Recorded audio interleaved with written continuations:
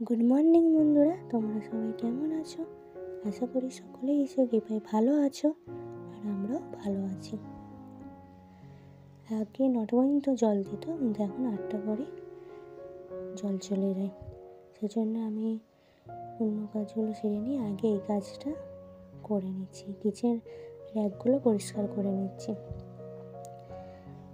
ওই প্লাস্টিকের র্যাকটা না পুরো সে তেল চিটচিটে হয়ে গেছে আমার।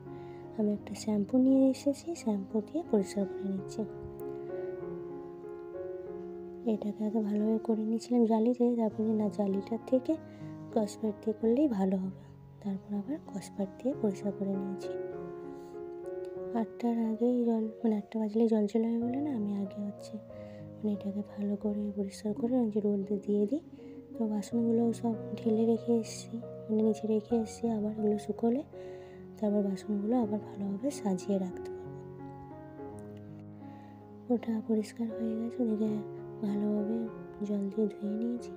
ধুয়ে নিয়ে এবার এই প্লাস্টিকের র্যাকটাকে ভালোভাবে জল দিয়ে ধুয়ে নিয়ে পরিষ্কার করবো।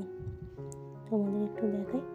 এক হাতে ফোন নিয়ে বসে করতে খুবই অসুবিধা হচ্ছিল, যার জন্য আর ভিডিও করিনি। আমি পরিষ্কার করে নিয়েছিলাম।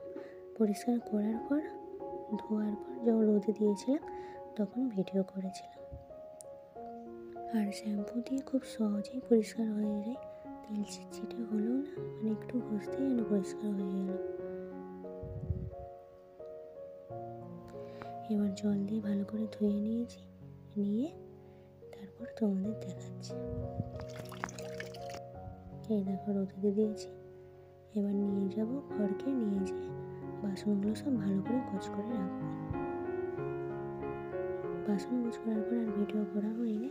এই যে রোদে শুকোতে দিয়েছি সেখানটাই করেছিলাম।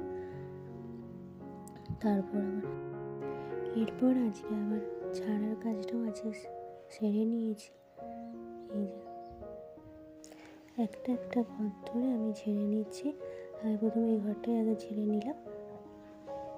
যখন ভালোভাবে পুরো ঘর ছাড়া হয়ে যায় তখন ভাবি যে আজকে ভালোভাবে তো পরিষ্কার করে ফেললাম, 2 দিন পর করলে আরও ভালো লাগবে, বা অতটা ফাঁদ হবে না, আবার করতে সুবিধা হবে।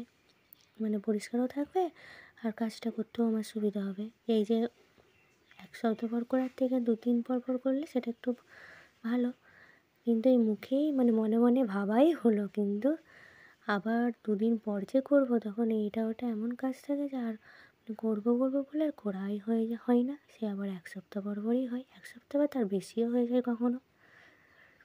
এরকম মনেই ভাবা হয়, কিন্তু যখন করি তখন মনে হয় যে হ্যাঁ করবো। কিন্তু যা আবার ভালোভাবে পরিষ্কার করা হয়ে গেল, তারপর আবার যেই কেসে আবার 1 সপ্তাহ পরেই হয়ে যায়। জানি না আমার মতো কারো হয় কি না, কিন্তু আমার এরকম হয় যে যখন পরিষ্কার করি তখন ভাবি যে না 2-3 দিন পর আবার একবার ভালোভাবে পরিষ্কার করে ফেলবো। 2-3 দিন পর পরিষ্কার করে ফেলবো, তাহলে কিছুটা হবে, করতেও অতটা অসুবিধা হবে না মনে হয়। কিন্তু যা ভালোভাবে পরিষ্কার করে ফেলবো আর 2-3 দিন পর আর করা হয়ে আর ওঠে না।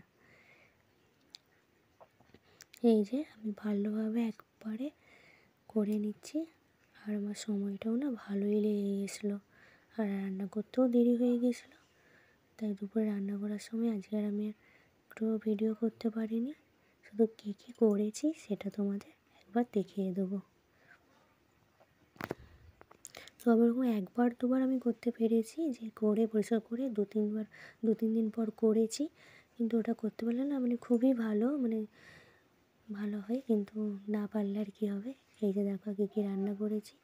বাঁধাকপির তরকারি, ডাল, ডিমের ঝাল, তিল দিয়ে শাক, এগুলোই করেছিলাম। আজকে ভিডিওটা এখানেই শেষ করছি। তোমরা সবাই ভালো থাকবে, সুস্থ থাকবে।